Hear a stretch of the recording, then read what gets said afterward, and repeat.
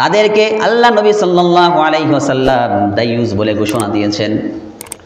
আপনি বলবেন আমি নামাজ পড়ি, রোজা রাখি, হজ করি, যাকাত দেই, সদকা করি, দান করি, মানুষের উপকার করি, পর উপকার করি, সমস্ত ইবাদতগুলো আমি করি, আমি তো এক পা জান্নাতে দিয়ে রাখছি, আমি এক পা জান্নাতে দিয়ে রাখছি, মরবো আর এক পা জান্নাতে ঢুকায় দেব, শেষ। আল্লাহ নবী সাল্লাল্লাহু আলাইহি ওয়াসাল্লাম আপনাকে বলে, ও আমার উম্মত, একটু থামো, আমার কথাটা একটু শোনো, আমি কি বলি। আল্লাহ নবী সাল্লাল্লাহু আলাইহি ওয়াসাল্লাম বলেন, তুমি সমস্ত ইবাদত করো, সমস্ত বন্দি করো, খুব ভালো কথা, কিন্তু তুমি যখন তোমার পরিবারকে বেপরদা অবস্থায় বাইরে ছেড়ে দাও, বেপরদা অবস্থায় তোমার মেয়েকে তুমি ছেড়ে দাও, আল্লাহ নবী সাল্লাল্লাহু আলাইহি ওয়াসাল্লাম বলেন তাদেরকে কখনোই তুমি শাসন করো না, তাদেরকে পর্দার কথা বলো না, তাদেরকে ঘরে থাকতে তুমি আদেশ করো না।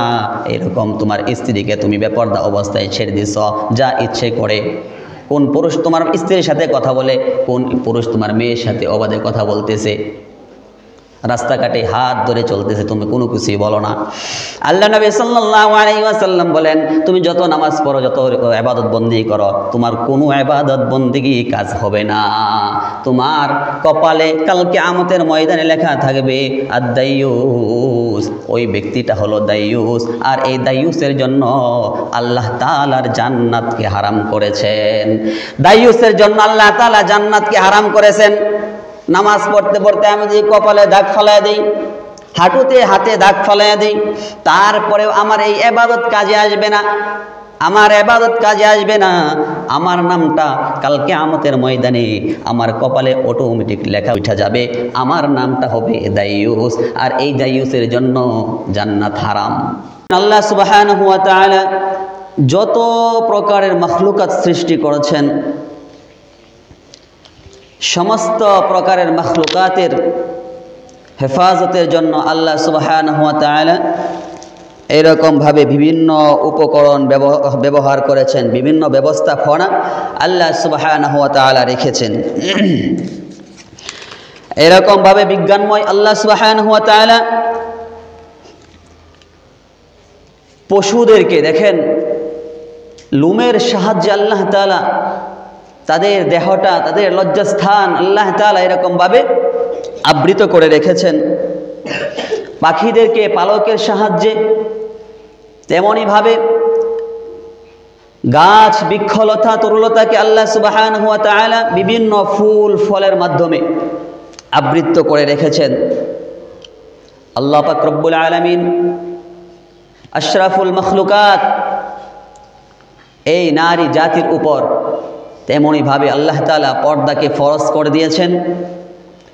নারীর বেশভূষা, নারীর ভূষণ, নারীর সৌন্দর্য যেন অনাবৃত না হয়ে যায়, নারীর সৌন্দর্য যেন ঢাকা থাকে, আবৃত থাকে, এই জন্য আল্লাহ সুবহানাহু ওয়া তাআলা নারীদের উপর পর্দাকে ফরজ করেছেন। আল্লাহ পাক রব্বুল আলামিন এ নারীর উপর পর্দা এমনি এমনি ফরজ করে দেন নাই। যদি নারীরা পর্দা না করে, যদি নারীরা পর্দা একেবারে ছেড়ে দেয়, তাহলে এই পৃথিবী অচিরেই ধ্বংস হয়ে যাবে।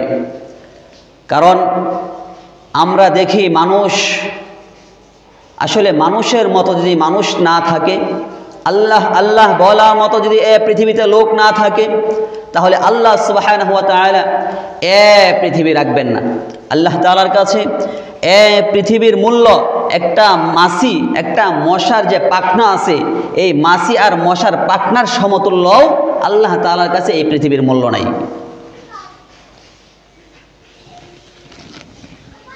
দেখেন, আগেকার জামানার, খুব বেশি দূরে না, 15 বছর 20 বছর আগে আমরা দেখতাম রাস্তা দিয়ে যখন একজন হিন্দু মহিলাও হেঁটে যাইতো, এই হিন্দু মহিলার মাথায়ও কাপড় থাকতো, হিন্দু মহিলার মাথায়ও কাপড় থাকতো, সামনে দিয়ে ঘুমটা দিয়ে দিত। কোনো পুরুষ মানুষ আসলে এরকম ঘুমটা মারত।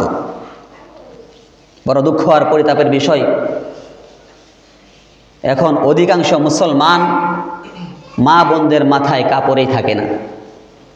অধিকাংশ মুসলমান মা বোনদের মাথায় কাপড়ই থাকে না, পর্দা তো দূর কি বাত। আল্লাহ নবী সাল্লাল্লাহু আলাইহি ওয়াসাল্লাম এই সমস্ত নারী জাতিকে, আমার মনে হয় যে আল্লাহ নবী সেই 1450 বছর পূর্বে মনে হয় এই জামানাটাকে দেখে দেখে বলে গিয়েছেন যে তোমাদের সামনে এমন এক জামানা আসতেছে, যে জামানার মানুষগুলো, যে জামানার নারীগুলো কাপড় পরবে, পোশাক পরিধান করবে, এরপরেও তারা যেন কেমন উলঙ্গ, এরপরেও কেমন যেন তারা উলঙ্গই রয়ে গেল।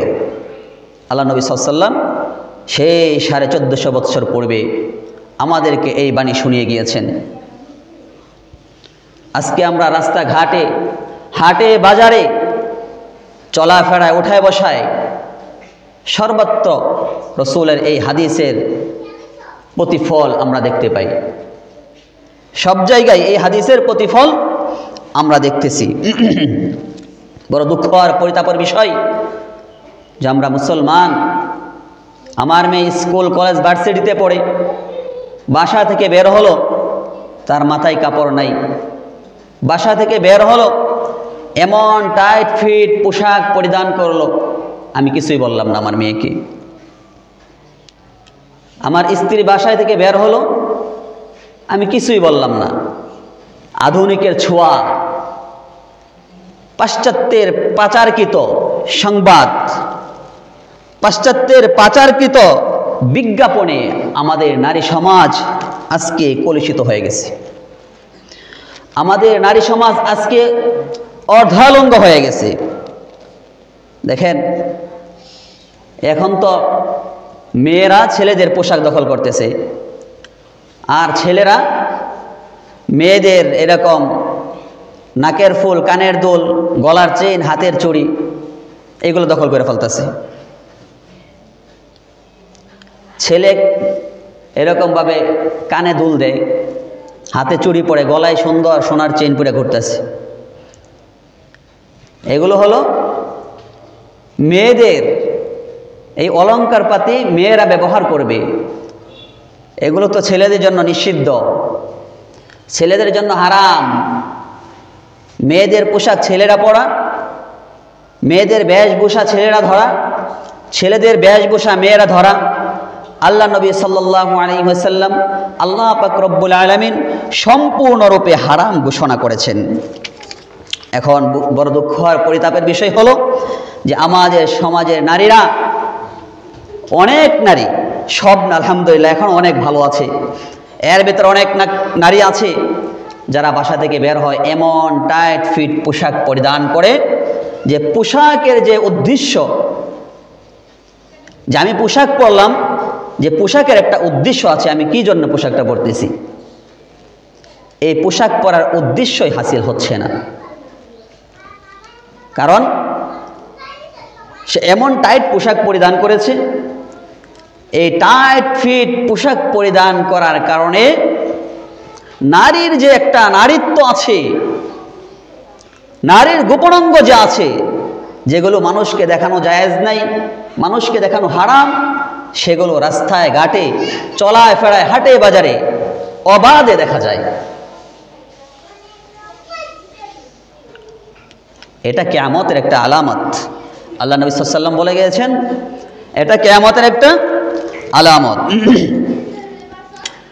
আল্লাহ নবী সাল্লাল্লাহু আলাইহি ওয়াসাল্লাম বলেন, নিসাউন কাসিয়াতুন আরিয়াতুন মাইলাতুন মুমিলাত। আল্লাহ নবী সাল্লাল্লাহু আলাইহি ওয়াসাল্লাম বলেন, ও মুসলমান, আল্লাহর নবী আমাকে, আপনাকে, আমাদের এই নারী সমাজকে সুন্দর করে বলে গিয়েছেন সেই 1450 বছর পূর্বে, কাসিয়াতুন আরিয়াতুন মাইলাতুন মুমিলাত। সামনে এমন এক জামানা আসতেছে, এমন এক যুগ আসতেছে, এই যুগের ভেতরে এমন কিছু নারী থাকবে, এমন কিছু নারীর আগমন ঘটবে, যেই নারীগুলো পোশাক পরিধান করবে, এই নারীগুলো পোশাক পরিধান করার পরেও তারা কেমন জানি উলঙ্গ রয়ে গেল, তারা কেমন জানি উলঙ্গ রয়ে গেল। আল্লাহ নবী সাল্লাল্লাহু আলাইহি ওয়াসাল্লাম বলেন, লা ইয়াদখুলনাল জান্নাহ, ওই সমস্ত মহিলারা জান্নাতে প্রবেশ করবে না। ওই সমস্ত মহিলারা জান্নাতে যেতে পারবে না। কারণ তারা অন্য পুরুষকে, গায়রে মাহরাম পুরুষকে তারা নিজেদের দিকে আকৃষ্ট করে, আর তারা নিজেরাও ভিন্ন পুরুষের দিকে আকৃষ্ট হতে অতি আগ্রহী থাকে। রাসূল বলে গিয়েছেন, ভিন্ন পুরুষদের প্রতি আগ্রহ হতে অতি আকৃষ্ট হয়ে পড়ে। এদের কেশ রাশি খোরাসানের উটের ন্যায়, এদের কেশ রাশি মাথার চুলগুলো খোরাসানের উটের ন্যায়। দেখবেন কতগুলো মহিলা আছে মাথার উপরে এরকমভাবে খোফা বাঁধে, জুটি বাইদা উটের মতো, ঘোড়ার মতো এরকম চলাফেরা করে।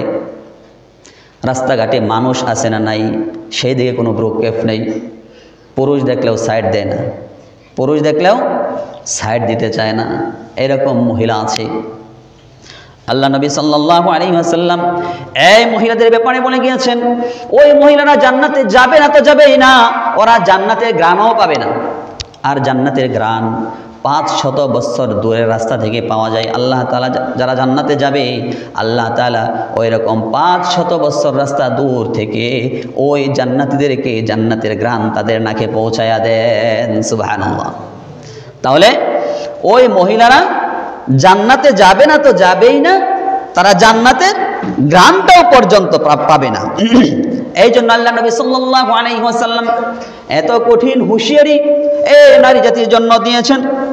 কারণ আল্লাহ নবী চান না, আল্লাহ তাআলা চান না যে আমার একটা বান্দা, আমার একটা বান্দি জাহান্নামী হয়ে যাক। আল্লাহ নবী চান না কখনোই যে আমার একটা উম্মত সে জাহান্নামী হয়ে যাক। আল্লাহ নবী তার একটা উম্মত জাহান্নামী হয়ে যাক, বিপদগামী হয়ে যাক, এটা কখনোই চান না। আল্লাহ রাসূল সাল্লাল্লাহু আলাইহি ওয়াসাল্লাম 24টা ঘন্টা আমাদের জন্য ফিকিরে ব্যস্ত ছিলেন, কিভাবে একটা উম্মত, কিভাবে একটা মানুষ হেদায়েত প্রাপ্ত হবে, কিভাবে একটা মানুষ জাহান্নামের পথ থেকে ফিরিয়ে জান্নাতের পথে ঢুকবে, জাহান্নাম থেকে ধরে কিভাবে একটা মানুষকে জান্নাতের রাস্তায় উঠায় দেওয়া যায়। আল্লাহ নবী সাল্লাল্লাহু আলাইহি ওয়াসাল্লাম এই ফিকিরে 24 ঘন্টায় ব্যস্ত থাকতেন। এই ফিকিরে আল্লাহ নবী সাল্লাল্লাহু আলাইহি ওয়াসাল্লাম 24টা ঘন্টা ব্যস্ত থাকতেন।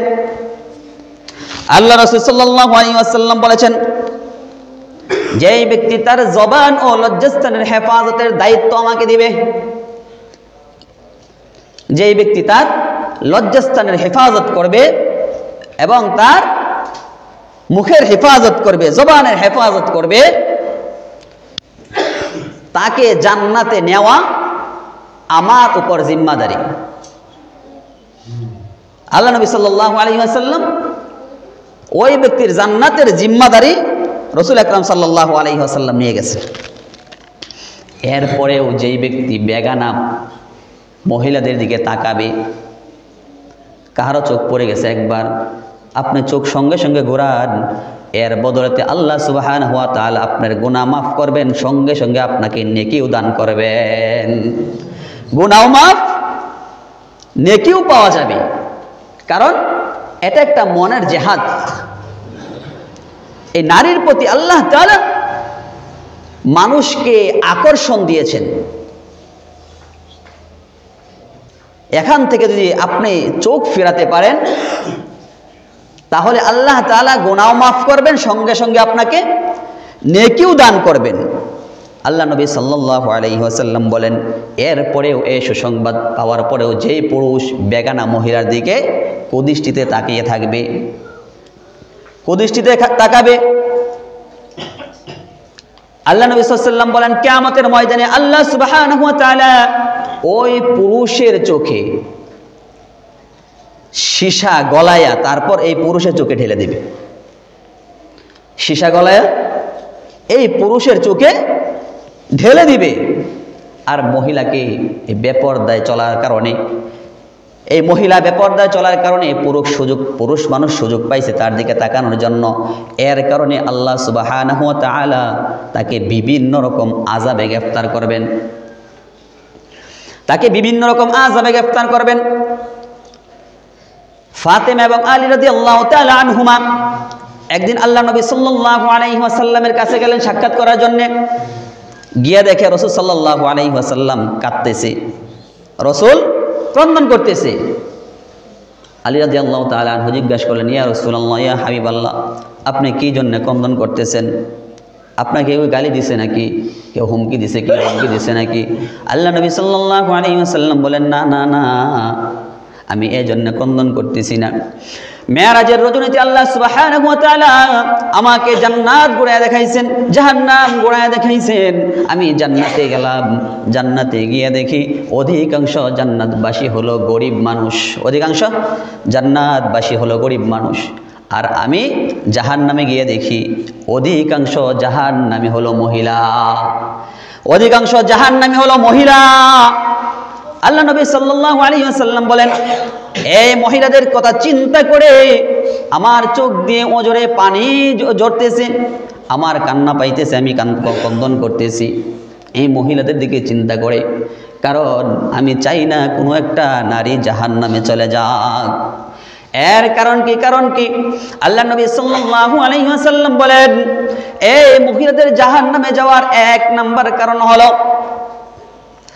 তারা যখন ঘর থেকে বের হইতো, তারা যখন ঘর থেকে বের হইতো নগ্ন মাথা, উলঙ্গ মাথা, বেপরদা অবস্থায় তারা বের হতো।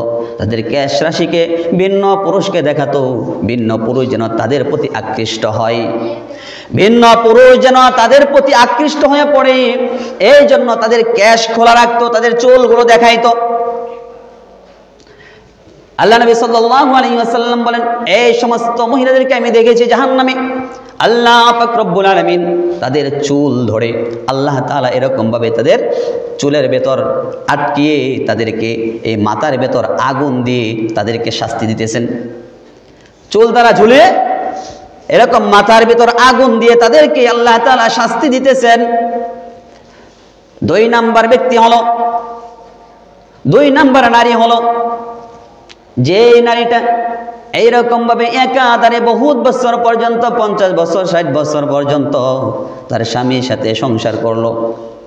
তার স্বামীর সাথে সংসার করার পরেও সমস্ত কিছু দিল, সমস্ত কিছু দেওয়ার পরেও একটু 19 থেকে 20 হইলেই একটু কোনো কিছু ত্রুটি পড়লেই বলে, তোমার কাছে আইসা আমি শান্তি পাইলাম না, তোমার কাছে আইসা আমি শান্তি পাইলাম না, জীবনে কোনো কিছু তুমি দিতে পারলা না, আমারে ভালো কিছু আমাকে উপহার দিতে পারলা না। এই স্বামীর নাশুকরিয়া আদায় করা। দ্বিতীয় নাম্বার মহিলা হইল যে মহিলা স্বামীর নাশুকরিয়া আদায় করে, শুকরিয়া আদায় করে না, যে স্বামী এত কষ্ট করে আমাকে কামাই করে খাওয়াইতেছে, পড়াইতেছে, কাপড় লতা সমস্ত কিছু এরকম ভাবে আমাকে দিতেছে, এরপরেও 19 থেকে 20 হইলেই একটু ত্রুটি হয়ে গেলে ওই মহিলা সঙ্গে সঙ্গে পিছনের সমস্ত নিয়ামতের কথা ভুলে গিয়ে স্বামীকে খোঁটা দিয়ে বসে। দুই নাম্বার হলো ওই মহিলাকে আল্লাহ তাআলা জাহান্নামে দিবেন যে মহিলাটা স্বামীর নাশুকরিয়া করে। দেখেন, আমরা যদি নারীদেরকে অবাধে ছেড়ে দেই, তাদেরকে শাসন না করি, তাদেরকে কোনো কিছুই না বলি,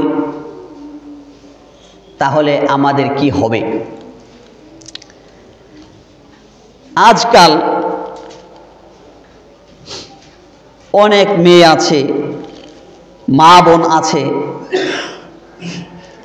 যারা স্বামীর কথা শুনতে চায় না, স্বামীর কথা শোনেই না, ভ্রুক্ষেপ করে না।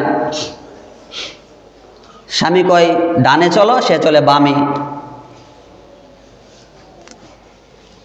অনেক পুরুষ আছে যারা মহিলাদেরকে কোনো কিছু বলে না, মহিলাদেরকে, মেয়ে আছে মেয়েকে কোনো কিছু বলে না, বেপরদা অবস্থায় বাসা থেকে বের হয়ে যাচ্ছে। স্ত্রী আছে, স্ত্রী কোনো কিছু বলে না, বেপরদা অবস্থায় যাইতেছে। বোন আছে, বোনকে কোনো কিছু বলে না, বেপরদা অবস্থায় যাইতেছে। আল্লাহ নবী সাল্লাল্লাহু আলাইহি ওয়াসাল্লাম তাদেরকে বলেছেন দাইয়ুস। তাদেরকে আল্লাহ নবী সাল্লাল্লাহু আলাইহি ওয়াসাল্লাম দাইয়ুস বলে ঘোষণা দিয়েছেন। আপনি বলবেন আমি নামাজ পড়ি, রোজা রাখি, হজ করি, যাকাত দেই, সদকা করি, দান করি, মানুষের উপকার করি, পর উপকার করি, সমস্ত ইবাদতগুলো আমি করি, আমি তো এক পা জান্নাতে দিয়ে রাখছি, আমি এক পা জান্নাতে দিয়ে রাখছি, মরবো আর এক পা জান্নাতে ঢুকায় দেব, শেষ। আল্লাহ নবী সাল্লাল্লাহু আলাইহি ওয়াসাল্লাম আপনাকে বলে, ও আমার উম্মত, একটু থামো, আমার কথাটা একটু শোনো, আমি কি বলি। আল্লাহ নবী সাল্লাল্লাহু আলাইহি ওয়াসাল্লাম বলেন, তুমি সমস্ত ইবাদত করো, সমস্ত বন্দি করো, খুব ভালো কথা, কিন্তু তুমি যখন তোমার পরিবারকে বেপরদা অবস্থায় বাহিরে ছেড়ে দাও, বেপরদা অবস্থায় তোমার মেয়েকে তুমি ছেড়ে দাও, আল্লাহ নবী সাল্লাল্লাহু আলাইহি ওয়াসাল্লাম বলেন তাদেরকে কখনোই তুমি শাসন করো না, তাদেরকে পর্দার কথা বলো না, তাদেরকে ঘরে থাকতে তুমি আদেশ করো না। এরকম তোমার স্ত্রীকে তুমি বেপরদা অবস্থায় ছেড়ে দিছ, যা ইচ্ছে করে। কোন পুরুষ তোমার স্ত্রীর সাথে কথা বলে, কোন পুরুষ তোমার মেয়ের সাথে অবাধে কথা বলতেছে, রাস্তাঘাটে হাত ধরে চলতেছে, তুমি কোনো কিছুই বলো না। আল্লাহ নবী সাল্লাল্লাহু আলাইহি ওয়াসাল্লাম বলেন তুমি যত নামাজ পড়ো, যত ইবাদত বন্দেগী করো, তোমার কোনো ইবাদত বন্দেগী কাজ হবে না। তোমার কপালে কাল কিয়ামতের ময়দানে লেখা থাকবে আদ-দাইয়ুস, ওই ব্যক্তিটা হলো দাইয়ুস, আর এই দাইয়ুসের জন্য আল্লাহ তাআলার জান্নাতকে হারাম করেছেন। দাইয়ুসের জন্য আল্লাহ তাআলা জান্নাতকে হারাম করেছেন। নামাজ পড়তে পড়তে আমি যদি কপালে দাগ ফেলায় দিই, হাঁটুতে হাতে দাগ ফেলায় দিই, তারপরেও আমার এই ইবাদত কাজে আসবে না, আমার ইবাদত কাজে আসবে না, আমার নামটা কাল কিয়ামতের ময়দানে আমার কপালে অটোমেটিক লেখা উঠে যাবে, আমার নামটা হবে দাইয়ুস, আর এই দাইয়ুসের জন্য জান্নাত হারাম। আগেও বলেছি জান্নাতের ঘ্রাণ 500 বছর রাস্তা দূর থেকে পাওয়া যাবে, আর এই দাইয়ুস আল্লাহ তাআলার জান্নাতের ঘ্রাণও পাবে না। তাহলে আমরা এবার একটু চিন্তা করি, আমরা এবার একটু চিন্তা করে দেখি আমরা কে কতটুকুন আল্লাহ তাআলার এই হুকুমটা মানতেছি। হ্যাঁ, কতটুকু আমরা হুকুমটা মানতেছি। আমাদের সমাজে সুন্দরভাবে একটা কথা প্রচলন আছে, প্রচলিত একটা কথা, যে বড় ভাবি মায়ের মতো। বলে কি বলে না? বড় ভাবি আমার মায়ের মতো। দেখেন ইসলাম কি বলে, শরিয়া কি বলে, যে দেবর ভাবির সম্পর্ক হলো মৃত্যুর মতো। আমরা কি কেউ মরতে চাই? কথা বলেন না, মরতে চাই কেউ? 80 বছর বয়স হয়ে গেলেও 2 কাঠা জমি কেমনে কিনবো, এই চেষ্টা আমরা ফিকে করি, তাই না? 80 বছর বয়স হয়ে গেছে, তাও যদি একটু জমি কিনা যায়। 80 বছর বয়স হয়ে গেছে, আর মনে 10 বছর বাঁচবো, হ্যাঁ আর কিছুদিন বাঁচবো, এরকম চিন্তা ভাবনা আমাদের প্রত্যেকের থাকে, তাই না? এই যে চিন্তা ভাবনা, আমরা কেউ মরতে চাই না।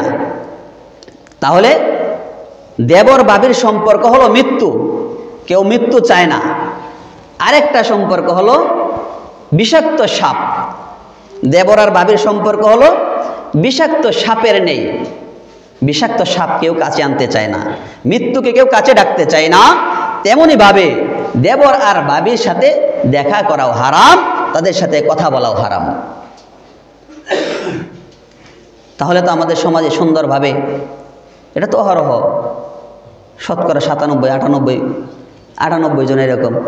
ছোট ভাইয়ের বড় ভাইয়ের বউ ছোট ভাই নিয়ে যেতেছে বেড়াইতে, চলো ঘুরে আসি, চলো শ্বশুর ভাই দিয়ে আসি তোমাকে, হ্যাঁ তোমার বাপের বাড়ি দিয়ে আসি।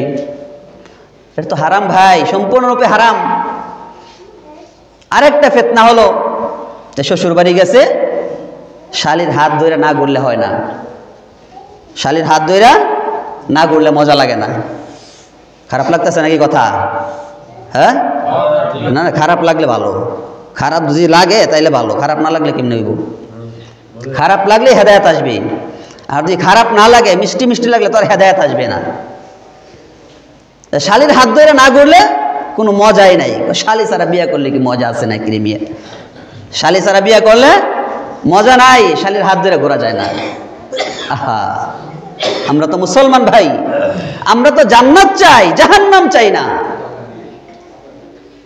এই যে আমি ইবাদত করতেছি, আমরা ইবাদত করতেছি, কি লাভ ইবাদতের? এই যে শীতের রজনীতে কষ্ট করে উঠে, এই যে কষ্ট করে উঠে আমরা ওযু করতেছি, পানি ধরলে মনে হয় শর্ট করতেছে কারেন্টের মতো। হ্যাঁ, তাহলে এত কষ্টের পরেও যদি আমার আর আপনার ইবাদত কাজেই না লাগে, ইবাদত করে লাভ কি? একটু গুনাহের জন্য যে আমাদের ইবাদত বন্দেগী সব নষ্ট হয়ে যায়, এত কষ্ট করে কি ফায়দা ভাই? একটু চোখের সুখ, একটু অন্তরের সুখ আর কি। হ্যাঁ, একটু অন্তরে ভাল লাগে, একটু অন্তরে ভাল লাগে একটু হাত ধরে করলে, এটাই তো পরীক্ষা, এটাই তো আল্লাহ তাআলা রাসূল বলেছেন আদ-দুনিয়া সিজনুল মুমিন ওয়া জান্নাতুল কাফির। এটা দুনিয়ার ভেতরে আল্লাহ তাআলা পরীক্ষা দিয়েছেন। মুমিন আর কাফেরের ভেতরে এতটুকু পার্থক্য করতে হবে যে আমি মুমিন, আল্লাহ তাআলা যে হুকুমগুলো আমার উপর, যে আদেশগুলো দিয়েছেন সেই আদেশগুলো আমাকে পালন করতে হবে, আর যে নিষেধাজ্ঞা আমাকে দিয়েছেন এই নিষেধাজ্ঞা মেনে চলতে হবে। এটার নামই হলো মুমিন, এটার নামই হলো ঈমান। আর এখন আমাদের নারী সমাজকে আজকে দেখেন, এই হিন্দি সিরিয়ালে আমাদের দেশে একটা প্রচলন, সুন্দর একটা কথা আছে যে এই দেশ খাইলো ভণ্ড পীরে, আর আমার নারীদেরকে ঘর থেকে বের করে বেপর্দা বানাইলো ইন্ডিয়ান হিন্দি সিরিয়ালে। দেশ খাইলো ভণ্ড পীরে, আর নারীদেরকে বেপর্দা বানাইলো, ঘর থেকে বের করলো হিন্দি সিরিয়ালে। শুধু আমাদের নারীদেরকে ঘর থেকে বের করে তারা ক্ষান্ত হয় নাই,